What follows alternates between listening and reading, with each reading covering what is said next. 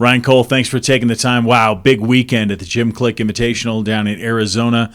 Lots of things to talk about, and I know I'll already apologize if you missed something because so many good things happened. Yeah, that's a good problem to have when you have so many good things happen at a meet that you have a hard time remembering them all. But the biggest takeaway from the Jim Click meet was really the team coming together and competing, having a team score at the end, which in a lot of sports, every competition you go to, you win or you lose. In track and field, sometimes it's about getting marks and performances and advancing, and then you get to the certain key or marquee events at the end of the year, your championship events, where there is a team score.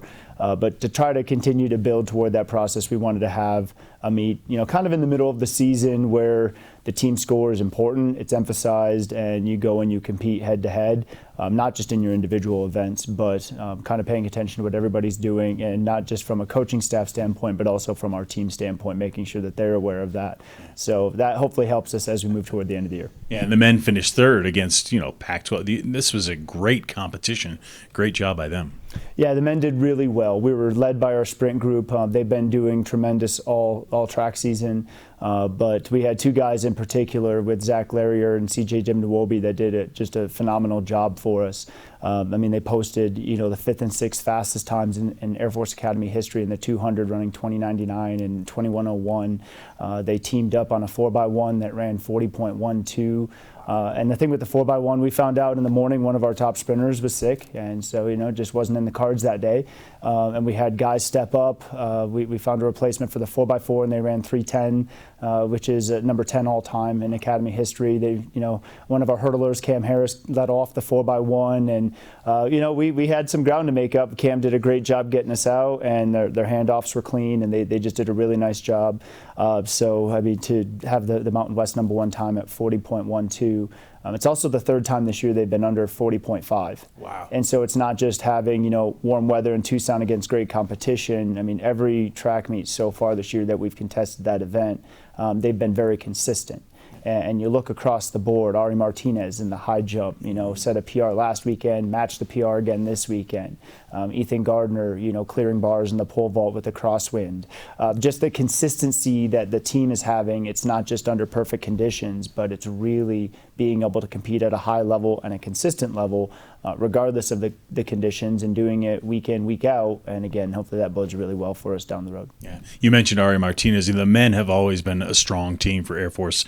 The women are coming on here. They placed really well in Arizona. Yeah, Michelle Roca was right at her PR in the 400 hurdles, and it was a pretty breezy night down there in Tucson. Our 4x4 ran 3:45, which they ran 3:44 in San Diego, and those two performances are as fast as we've run in quite some time in the 4x4. So we're led by 3 seniors there with Grace Presh, Breed O'Connell, and Michelle. They're doing a great job, not just in their event area, but really in elevating the commitment level, the determination level within our women's track and field team overall. So that's been pretty cool to see. But yeah, there were a lot of positives across the board down in Tucson, and like you said, the men, I think the biggest thing was just being in a pretty closely contested. Iowa's very good, the Big Ten champs, so they won pretty handily. Other than that, but at the same time, we didn't really load up the distances down there. We had Sam Gilman open up, and he won the 1500. I think when we start to, just with the way the schedule works in the middle of the season, when we start to have our full team and hopefully, people not getting sick and, just everybody able to line up and do what they do, we'll be a more competitive team. But I think the women did a great job. It was really nice to see just, again, that consistency where it's not just your best performance of the season, but every meet you're performing well. And so it's not just, being good when you're at your best, but it's being at your best regardless of the conditions on the day or at the meet, and just establishing that high level of consistency. And the team's doing a really nice job with that. Yeah, you do a nice job keeping all this straight in your mind, and you're going to keep me straight because I take a lot of notes during the meet. So you're going to LA this week, and I'm sure there's more than one competition. Just tell me what you're up to this week. What do you want to see from your team? Yeah, we're headed to LA, and it's always the busiest week of the outdoor track season. So there are competitions at the Mount SAC Relays, which is one of the most historic events in our sport. It's back at Mount San Antonio College for the first time, I believe, since 15, which Wow. is, so we're looking forward to that. And they had a big facility renovation and working through COVID and those sort of things. So we're excited to go back to Mount SAC. We also go to Azusa Pacific. That started as kind of an overflow meet.